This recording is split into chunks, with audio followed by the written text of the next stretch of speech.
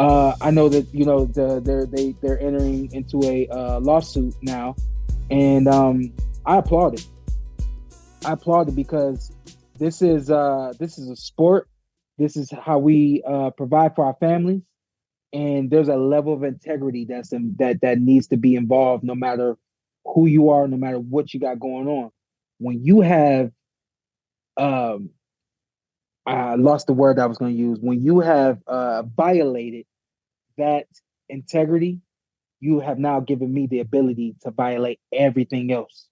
You violated me in the ring, I'm going to violate you outside the ring. I'm going to take you to court. I'm going to talk about you. I'm going to post. I'm going to do everything that I need to do, and I'm going to get some money from this. Because at the same time, Sean, I feel like, not saying he's wasting his time, but if you're putting so much energy in this court case, if you get back in the ring and start fighting, you're going to make that money. You're going to build that Tank Davis fight. Tank said he's not fighting long. Guess what? You missed the whole fight. And you need to, and so what you need to do is your team needs to be strong enough to tell you, we got this. We're going to get whatever it is we're going to get over here. You worry about that, and you do what you got to do. Turn off your social media. Don't listen to nothing Ryan got to say to you. He ain't coming to your house. If you can't walk into my house, you can't touch me. And if you can't walk into my house and touch me, you can't do nothing to me.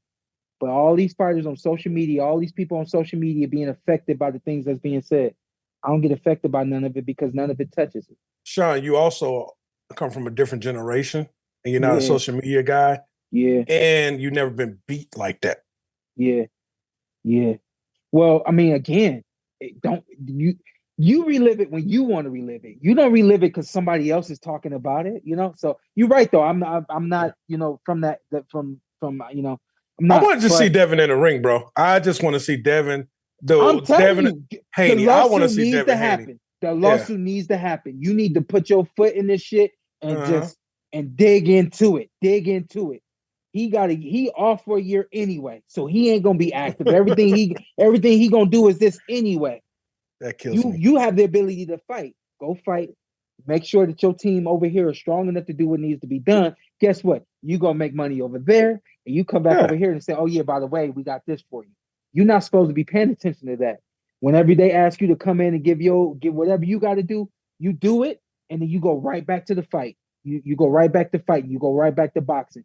Don't concern yourself with that business stuff, but you make sure that gets done. It needs to be done.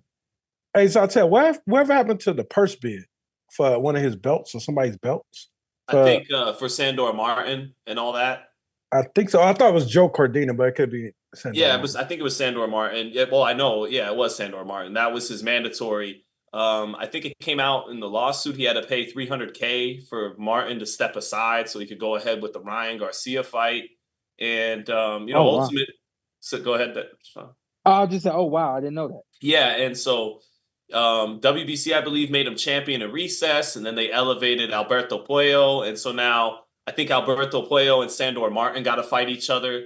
But I believe, basically the WBC gave Devin a ruling that he's got dibs. So basically, whenever he wants to return, he could fight for their title at 140 pounds, whether it's going to be Alberto Puello, whether it's going to be Sandor Martin. He's, I believe, lined up to whenever he wants to return to be able to fight for that belt again.